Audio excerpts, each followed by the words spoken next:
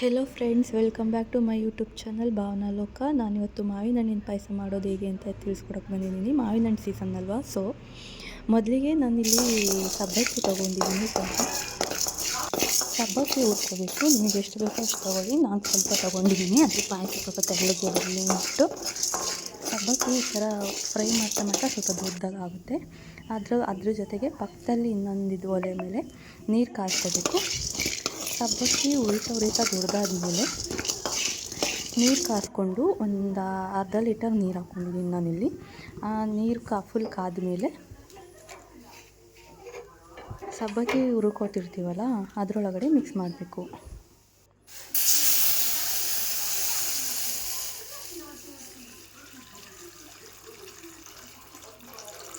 ನಾನು ಇದರಲ್ಲಿ ಇದೇ ಬಾಣಲಿಯಲ್ಲಿ ಮುಂಚೆ ಬಾದಾಮಿ ಎಲ್ಲ ಫ್ರೈ ಮಾಡ್ಕೊಂಡಿದ್ದೆ. ಸೊ ಹಾಗಾಗಿ ಬ್ಲ್ಯಾಕ್ಸ್ ಎಲ್ಲ ಆಗಿದೆ, ಎಣ್ಣೆ ಥರ ಆಗಿದೆ. ಬಾದಾಮಿ ಗೋಡಂಬಿ ಡ್ರೈ ಫ್ರೂಟ್ಸ್ನೆಲ್ಲ ತುಪ್ಪದಲ್ಲಿ ಹಾಕಿ ಹುರ್ಕೊಂಡು ಫ್ರೈ ಮಾಡ್ಕೊಂಡಿದ್ದೆ. ಅದು ಸಬ್ಬಕ್ಕಿ ಫ್ರೈ ಆಗ್ತಾ ಕುದೀತಾ ಇರುತ್ತೆ. ಆ ಟೈಮಲ್ಲಿ ಮತ್ತೆ ಇನ್ನೊಂದು ಪಾತ್ರೆಯಲ್ಲಿ ಒಂದು ಅರ್ಧ ಲೀಟರ್ ಹಾಲು ತೊಗೊಂಡಿದ್ದೀನಿ ನಾನು. ಅರ್ಧ ಲೀಟರ್ ಹಾಲನ್ನ ಬಿಸಿ ಮಾಡ್ಕೋಬೇಕು.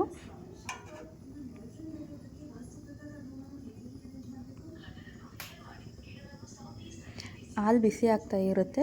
ಸೊ ನಾನಿಲ್ಲಿ 3 ಮಾವಿನ ಹಣ್ಣು ತೊಗೊಂಡಿದ್ದೀನಿ. ಸೊ ನಮ್ಮ ಮನೇಲೇ ಮಾವಿನ ಹಣ್ಣಿದೆ ಅಂದ್ಬಿಟ್ಟು 3 ತೊಗೊಂಡಿದ್ದೀನಿ. ಮಾವಿನ ಹಣ್ಣನ್ನ ಮಿಕ್ಸ್ ಮಾಡ್ಕೋಬೇಕು. ಮಿಕ್ಸಿಗೆ ಹಾಕ್ಕೊಂಡು ಚೆಂದ ನುಣ್ಣಗಾಗೋವರೆಗೂ, ಈ ಥರ ತೋರಿಸಿದ್ದೀವಲ್ಲ ಈ ಥರ ನುಣ್ಣಗಾಗೋವರೆಗೂ ಮಿಕ್ಸಿ ಮಾಡ್ಕೊಳ್ಳಿ. ಮಿಕ್ಸಿ ಆದಮೇಲೆ ಹಾಲು ಕಾದ್ಮೇಲೆ ಅದನ್ನು ನಾವು ಫ್ರೈ ಮಾಡ್ಕೊಂಡಿರ್ತೀವಲ್ಲ ಸಬ್ಬಕ್ಕಿ ಮತ್ತು ನೀರು ಕುದೀತಾ ಇರಬೇಕು. ಈ ಥರ ಕುದೀತಾ ಇದು ಸ್ವಲ್ಪ ಗಟ್ಟಿ. ಅದಕ್ಕೆ ಹಾಲು ಹಾಕ್ಕೋಬೇಕು. ಹಾಲನ್ನು ಅಷ್ಟೇ ಕುದಿಯೋಕ್ಕೆ ಬಿಡಿ. ಸ್ವಲ್ಪ ಹೊತ್ತು ಕೈ ಆಡ್ತಾ ಕುದಿಸ್ಬೇಕು. ಲೋ ಫ್ಲೇಮಲ್ಲಿರಲಿ.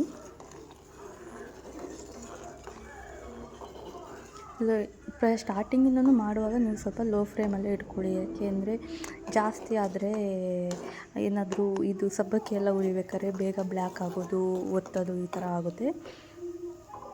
ಸೊ ನೀವು ಲೋ ಫ್ಲೇಮಲ್ಲಿ ಇಟ್ಕೊಂಡೆ ಕೈ ಆಡ್ತಾ ಇರಬೇಕು. ಸಬ್ಬಕ್ಕಿ ಮತ್ತು ನೀರು ಮತ್ತು ಹಾಲನ್ನ ಮಿಕ್ಸ್ ಮಾಡಿದ್ದೀವಿ ಇವಾಗ ಇಲ್ಲಿ. ಆಮೇಲೆ ನಿಮಗೆ ರುಚಿಗೆ ಎಷ್ಟು ಸಕ್ಕರೆ ಬೇಕೋ ಅಷ್ಟನ್ನು ಸಕ್ಕರೆ ಹಾಕ್ಕೊಳ್ಳಿ. ನಾನಿಲ್ಲಿ ಒಂದು 4 ಇಂದ 5 ಸ್ಪೂನ್ ಶುಗರ್ ಹಾಕ್ಕೊಂಡಿದ್ದೀನಿ. ಬಿಕಾಸ್ ನಮ್ಮ ಮನೇಲಿ ಇರೋವಂಥ ಮ್ಯಾಂಗೋ ಸ್ವಲ್ಪ ಫುಲ್ ಸ್ವೀಟ್ ಆಗಿದೆ. ಸೊ ಹಾಗಾಗಿ ನಮಗೆ ಸಾಕು ಅನ್ನಿಸ್ತು. ಸೊ ನಾನು 4 ಇಂದ 5 ಸ್ಪೂನ್ ಸಕ್ಕರೆ ಯೂಸ್ ಮಾಡಿದ್ದೀನಿ. ಸಕ್ಕರೆ ಯೂಸ್ ಮಾಡಿದ್ಮೇಲೆ ಎಲ್ಲ ಫುಲ್ ಕುದಿ ಹತ್ತಿದ್ಮೇಲೆ ಈ ಥರ ಕುದಿಯೋ ಥರ ಬಿಟ್ಕೊಳ್ಳಿ. ಕುದಿ ಹತ್ತಿದ್ಮೇಲೆ ಈ ಥರ ಕಲರು ಅದು ನೀರು ಥರ ಇರೋದೆಲ್ಲ ಸ್ವಲ್ಪ ಗಟ್ಟಿ ಆಗ್ತಾ ಬರುತ್ತೆ. ನೀವು ಅಳತೆ ಎಲ್ಲ ಕರೆಕ್ಟಾಗಿ ತೊಗೋಬೇಕು. ನೀವು ಎಷ್ಟು ಸಬ್ಬಕ್ಕಿ ತೊಗೊಂಡಿರ್ತೀರೋ ಅದ್ರ ಮೇಲೆ ಅಳತೆ ತೊಗೊಳ್ಳಿ. ಫೈನಲಾಗಿ ಈ ಥರ ಕುದೀತಾ ಇರ್ಬೇಕಾದ್ರೆ ಈ ಥರ ಬರುತ್ತೆ. ಸಕ್ಕರೆ ಎಲ್ಲ ಮಿಕ್ಸ್ ಮಾಡ್ಕೊಂಡ್ಮೇಲೆ ಇದಕ್ಕೆ ನಾವು ರುಬ್ಬಿಟ್ಕೊಂಡಿರ್ತೀವಲ್ಲ ಮ್ಯಾಂಗೋ, ಸ್ಮೂತಾಗಿ ರುಬ್ಬಿಟ್ಕೊಂಡಿರೋಂಥ ಮ್ಯಾಂಗೋನ ಮಿಕ್ಸ್ ಮಾಡ್ಕೋಬೇಕು. ಅಂದರೆ ಸ್ಟವ್ ಆಫ್ ಮಾಡಿಬಿಟ್ಟು ಮಿಕ್ಸ್ ಮಾಡ್ಕೊಳ್ಳಿ. ಸ್ಟವ್ ಆನ್ ಆಗಿದ್ದಾಗಲೇ ಮಿಕ್ಸ್ ಮಾಡ್ಕೋಬೇಡಿ. ಅದನ್ನು ಫೈರ್ ಆಫ್ ಮಾಡಿಬಿಟ್ಟು ಮಿಕ್ಸ್ ಮಾಡ್ಕೊಳ್ಳಿ. ಚೆಂದ ಮಿಕ್ಸ್ ಮಾಡ್ಕೊಂಡು ಆದಮೇಲೆ ಈ ಥರ ಬರುತ್ತೆ ನೋಡಿ. ಸೊ ನೈಸ್ ಅಲ್ವಾ? ಇಷ್ಟು ಚೆಂದ ಬರುತ್ತೆ. ಇದಕ್ಕೆ ನೀವು ಫಸ್ಟಿಗೆ ಸ್ಟಾರ್ಟಿಂಗೇ ಫ್ರೈ ಮಾಡ್ಕೊಂಡಿರೋವಂಥದ್ದು, ಸ್ಟಾರ್ಟಿಂಗ್ ಮಾಡ್ಕೊಂಡಿಲ್ಲ ಅಂದರೆ ಆಮೇಲೆ ಪಕ್ಕದಲ್ಲಿ ಬೇರೆ ಪಾತ್ರೆ ಇಟ್ಕೊಂಡು ತುಪ್ಪ ಹಾಕ್ಬಿಟ್ಟು ಡ್ರೈ ಫ್ರೂಟ್ಸ್ನೆಲ್ಲ ಫ್ರೈ ಮಾಡ್ಕೊಂಡ್ಬಿಟ್ಟು ಅದನ್ನು ಇದಕ್ಕೆ ಮಿಕ್ಸ್ ಮಾಡಬೇಕು. ಮತ್ತು ತಿನ್ನಬೇಕಾದ್ರೆ ಸ್ವಲ್ಪ ಮ್ಯಾಂಗೋ ಸಿಗಲಿ ಅಂದ್ಬಿಟ್ಟು ನಾನು ಮ್ಯಾಂಗೋ ಪೀಸ್ನ ಚಿಕ್ಕದಾಗಿ ಕಟ್ ಮಾಡ್ಕೊಂಡಿದ್ದೆ. ಇದನ್ನು ಹಾಕಿದ್ರೆ ತಿನ್ನಬೇಕಾದ್ರೆ ಆ ಮ್ಯಾಂಗೋ ಸ್ಲೈಸ್ ಸಿಗ್ತಾ ಇರುತ್ತಲ್ಲ, ಬಾಯಿಗೆ ಸ್ವಲ್ಪ ಟೇಸ್ಟ್ ಚೆನ್ನಾಗಿ ಸಿಗುತ್ತೆ. ಹಾಗಾಗಿ ನಾನು ಮ್ಯಾಂಗೋ ಸ್ಲೈಸ್ನ ಸ್ವಲ್ಪ ಸಪ್ರೇಟಾಗಿ ಹಾಕ್ಕೊಂಡಿದ್ದೀನಿ.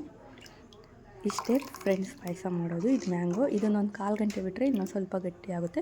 ನಿಮಗೆ ಇದೇ ಥರ ನೀಟಾಗಿ ತೆಳ್ಳಗೆ ಬೇಕು ಅಂದರೆ ಇದೇ ಥರನೇ ಮಾಡ್ಕೋಬೋದು. ನಿಮಗೆ ಸ್ವಲ್ಪ ಗಟ್ಟಿ ಫ್ಲೇವರ್ ಬೇಕು, ಗಟ್ಟಿಯಾಗಿರಬೇಕು ಅಂತಂದರೆ ನೀರನ್ನ ಸ್ಟಾರ್ಟಿಂಗ್ ಹಾಕ್ಕೋಬೇಕಾದ್ರೆ ಸ್ವಲ್ಪ ಕಮ್ಮಿ ಹಾಕ್ಕೊಳ್ಳಿ. ಫೈನಲಾಗಿ ಮ್ಯಾಂಗೋ ಪಾಯಸ ರೆಡಿಯಾಗಿದೆ. ಈ ರೆಸಿಪಿ ನಿಮಗೆ ಇಷ್ಟ ಆಗಿದ್ದರೆ ಲೈಕ್ ಮಾಡಿ, ಫಾಲೋ ಮಾಡಿ, ಸಬ್ಸ್ಕ್ರೈಬ್ ಮಾಡೋದ ಮರಿಬೇಡಿ. ನೀವು ಟ್ರೈ ಮಾಡಿ ಹೇಗೆ ಬಂತು ಅಂದ್ಬಿಟ್ಟು ಕಮೆಂಟ್ ಮಾಡಿ ತಿಳಿಸಿ ಫ್ರೆಂಡ್ಸ್. Thank you.